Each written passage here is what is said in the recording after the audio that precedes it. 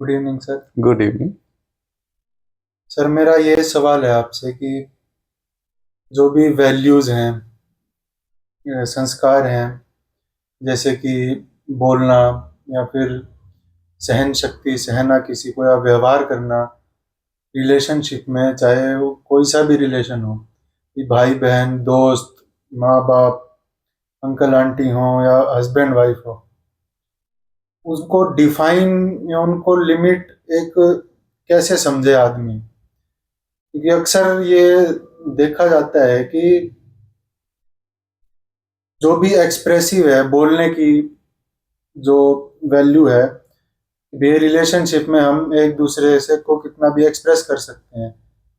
अगर ये हम्म, एक्सप्रेस करते ही जा रहा है, ओवर एक्सप्रेशन हो रहा है, हम्म, तो भी उसका जो रूप बदल जाता है, वो नुकसान पहुंचाने लग जाती है चीज। हम्म, और चाहे ये सहने का हो, हम्म, कि हम अपने संस्कार के नाम पे कि हमें यही सिखाया गया है, या फिर ये स्पेशली ये इंडियन वुमेन्स में दिखता है, या फिर ये मेल इसमें बड़े जो उम्र के मेल्स होते हैं कि हमें सहना चाहिए, हम्म, वो भी एक टाइम के बाद गंदा रूप ले लेता है, वो भी नुकसान पहुंचाने लग जाता है। हम्म। इसको कैसे हम समझें? ओके, तो तुम कह रहे हो कि संस्कारों की लिमिट कहाँ तक, कितना हम कर सकते हैं संस्कार फॉलो, और कितना कहाँ पे रुकें। हाँ जी। इंसान भीतर से गवर्न होना चाहिए, सेल्फ से। एक होता है उसके इमोशंस जिससे गवर्न, और एक होता है सेल्फ। सेल्फ होता है विवेक, कि तुम्हें पता है ठीक और गलत। ये जो ठीक और गलत की परिभाषा है, जब भीतर से पता नहीं होती तो संस्कारों से आदमी ढूंढता है, वहां से डिफाइन करता है कि ठीक क्या है, गलत क्या है, क्योंकि उसको भीतर से पता नहीं चलता। हम्म। तो तीन तीन सिस्टम डिफाइन करते हैं, अगर भीतर से पता नहीं चल रहा तो ठीक और गलत को। पहला है सामाजिक व्यवस्था, कि तो जिस समाज में तुम बड़े हुए हो, उस समाज में लोग किन बातों को ठीक मानते हैं, किन को गलत मानते हैं। तो वैसा वैसा आदमी व्यवहार करने लगता है। वो अपना व्यवहार नहीं कर रहा, वो वैसा व्यवहार करने की कोशिश कर रहा है जैसे कि सब कर रहे हैं। ये बनावटी व्यवहार यस। है। दूसरा डिफाइन होता है लॉ, कानून क्या कहता है। वहां से पता चलता है ठीक और गलत। ये भी कानून की नजर में तुम ठीक कर रहे हो, तुम गलत कर रहे हो। समस्या क्या है कि तुम भीतर से नहीं जान रहे हम्म। कि ठीक क्या है और गलत क्या है। तीसरा डेफिनेशन आती है धर्म से, कि धर्म क्या कहता है, पाप और पुण्य, स्वर्ग और नरक, कल को तुम्हें क्या मिलेगा अगर तुम ये काम करो। इस तरह से इंसान के व्यवहार को कंट्रोल करने की समाज ने व्यवस्था कर दी। उसके भीतर के सेंस को, विवेक को जगाने की व्यवस्था नहीं दी गई। क्यों नहीं दी गई इसमें नहीं पढ़ेंगे, पर नहीं दी गई। एक सामाजिक व्यवस्था बनानी थी तो कुछ सामाजिक नियम बनाए, कुछ कानून बनाए, और एक धर्म की स्थापना की, धर्म शब्दों के रूप में, कि भाई ये धर्म है और ये सबको फॉलो करना है। तो इसमें पति का धर्म है, पत्नी का धर्म है, बच्चों के धर्म है, संस्कार है, सामाजिक नियम है, कानून है, ये सब बन गए। अब झगड़ा शुरू, कि एक आदमी तो फॉलो कर रहा है, दूसरा नहीं कर रहा। ग्रुप के अंदर एक करता दिखाई देता है, जबकि कर दोनों नहीं रहे हो शायद। पर सबको लगता है कि मैंने तो मेरा काम कर दिया, अगला कर ही नहीं रहा।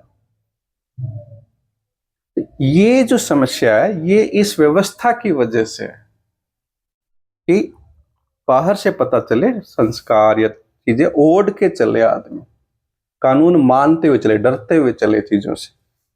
एक इंसान पहले लीडर बनना चाहिए, कि वो जैसा है वैसा वो सबके सामने रह सके। ऐसा समाज की व्यवस्था होनी चाहिए, पर ऐसा समाज की व्यवस्था नहीं है। सही बात है। बचपन में ही नहीं है। बड़े होके तो छोड़ दो, बचपन में ही उसको इतनी जल्दी ग्रिप किया जाता है कि छोटे में ही उसको सामाजिक रूप से शिक्षित कर दो।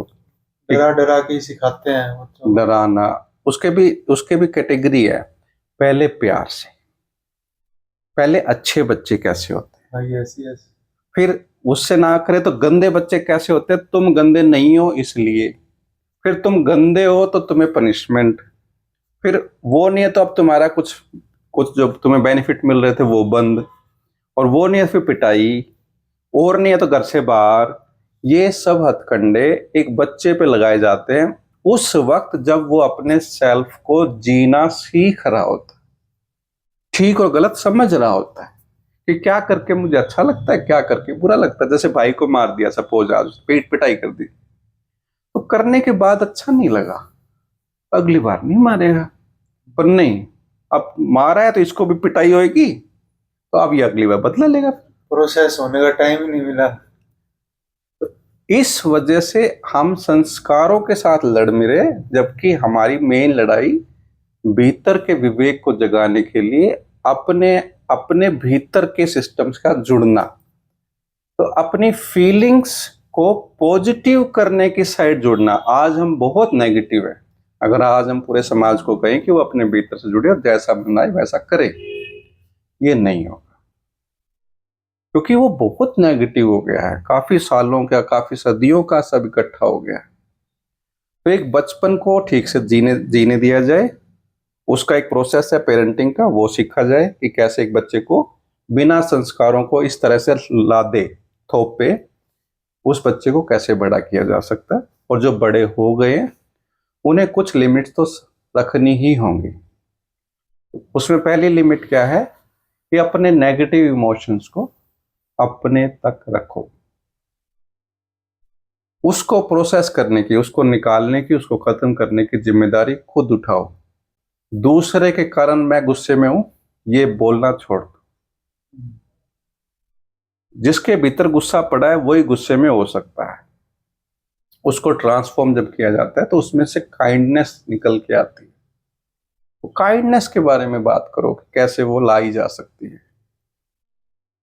डर के रहना छोड़ो, डर के नियम फॉलो नहीं करने, मगर नियम अपने आप फॉलो होते हैं अगर तुम अपना सेल्फ जी रहे हो। तुम इतने खुश हो कि कुछ गलत करते ही नहीं, तुम्हें लोग अच्छे लगते हैं, तुम उनका बुरा कैसे कर सकते हो। और उस प्रोसेस को करने के लिए हर एक आदमी को खुद मेहनत करनी पड़ेगी। इसको तुम सोचो कि पॉलिटिकली कोई नियम बन जाए, नहीं बनेगा, क्योंकि पॉलिटिक्स इसमें नहीं आती है। तुम कहो कि भी धार्मिक संस्था कोई इसमें काम करे, नहीं करेगी, क्योंकि उनके धंधे इसी से चलते हैं कि तुम दुखी रहो, ठीक है।